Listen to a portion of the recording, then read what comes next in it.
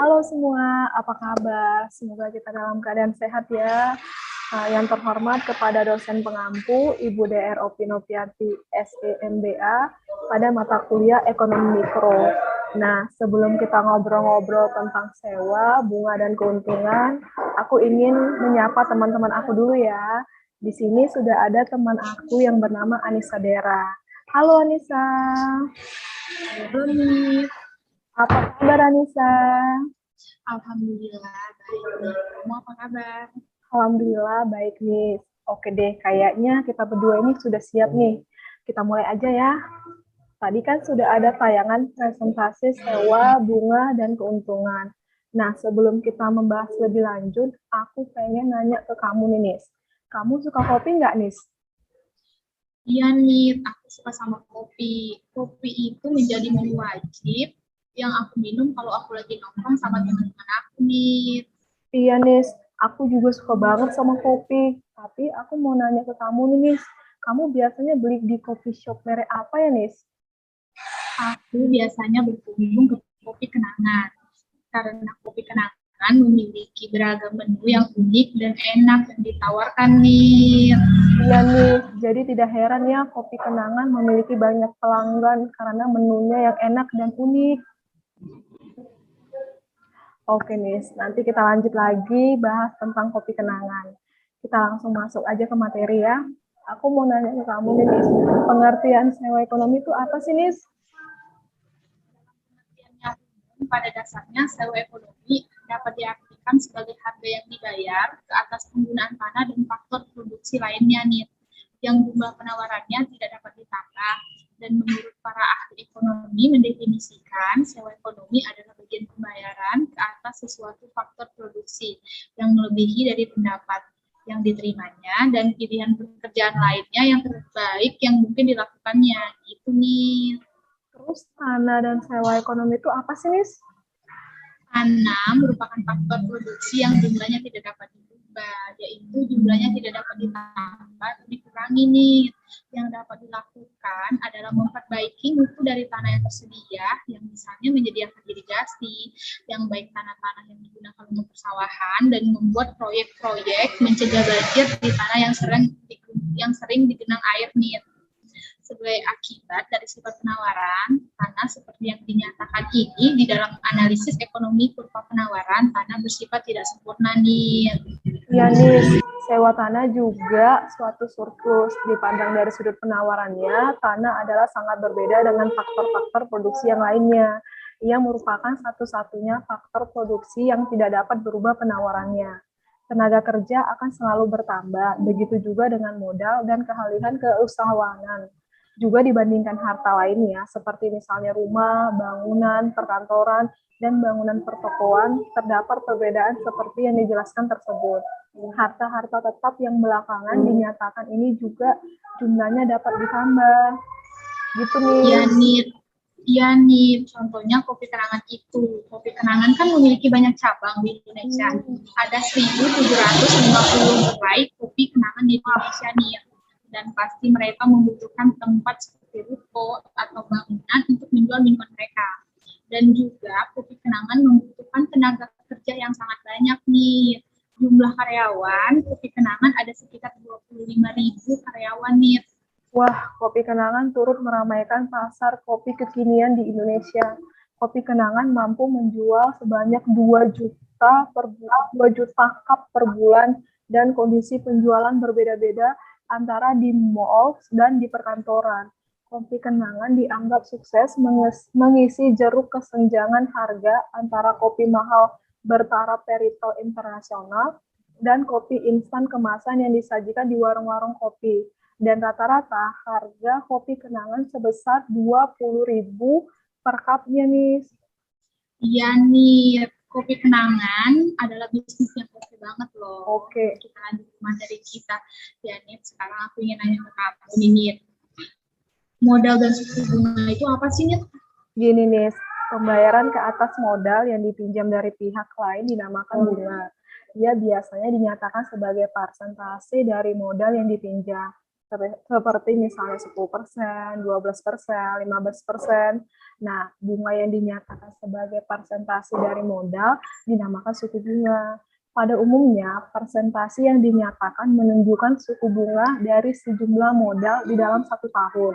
Dengan demikian, kalau dinyatakan suku bunga adalah 15%, artinya adalah modal yang dipinjamkan memperoleh suku bunga sebanyak 15% setahun. Gitu nih. Gitu nih. Kalau peranan modal dalam perekonomian itu bagaimana sih?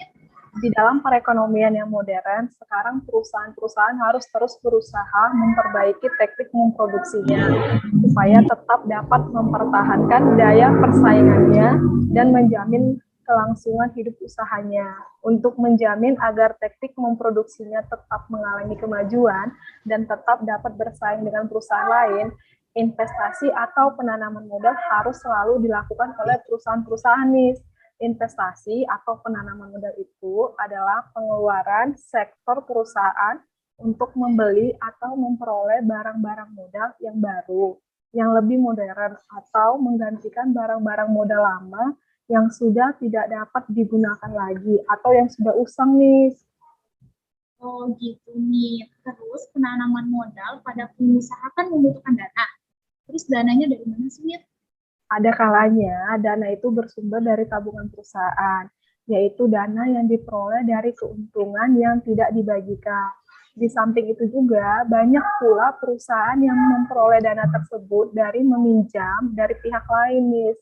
By the way, menurut kamu nih, Nis, modal kopi kenangan itu kan cukup besar ya, karena kan dia memiliki banyak cabang. Nah, bagaimana mereka bisa mendapatkan modal dan membuka usaha mereka, Nis?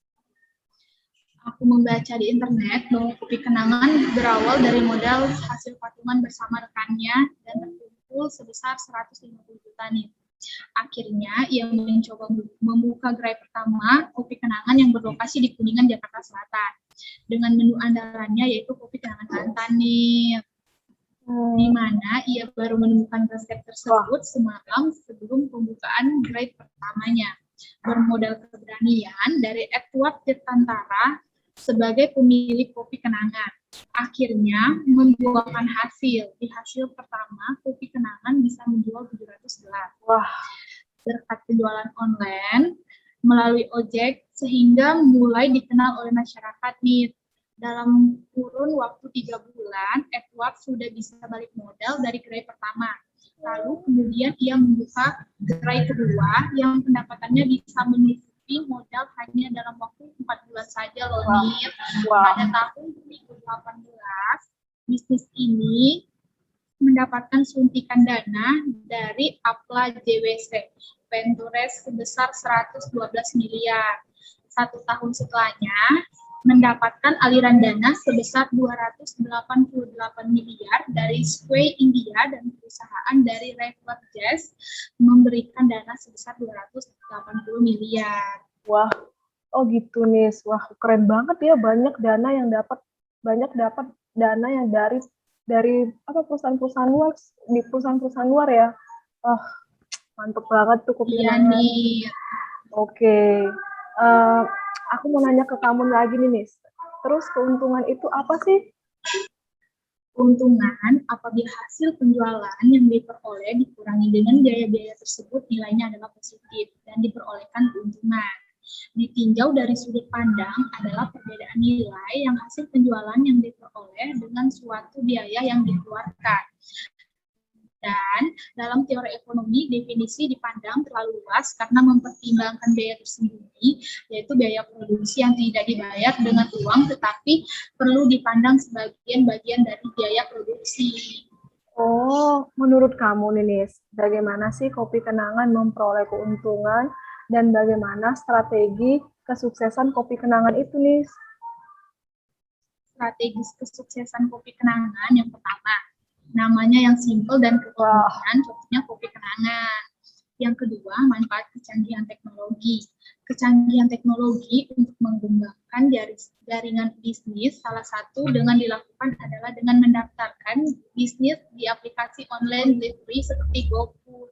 Yang ketiga, konsisten menjaga kualitas produk nih. Yang keempat, berinovasi dengan produk. Yang kelima, harga dengan mementingkan konsumen. Berdasarkan data, perkiraan omset Kopi Kenangan per bulan bisa menembus sebesar 30 miliar nih. Wah, habis ini kita ke Kopi Kenangan yuk, Nis, nongkrong-nongkrong gimana? Boleh juga nih. Oke, nah sekian dulu bincang-bincang singkat kita terkait sewa, bunga, dan keuntungan. Terima kasih buat dosen pengampu kami, Ibu Epi Nopiati, dan terima kasih buat teman-teman di rumah. Semoga materi yang kami sampaikan ini bermanfaat bagi semua orang. Sampai jumpa lagi. Dadah. Terima kasih.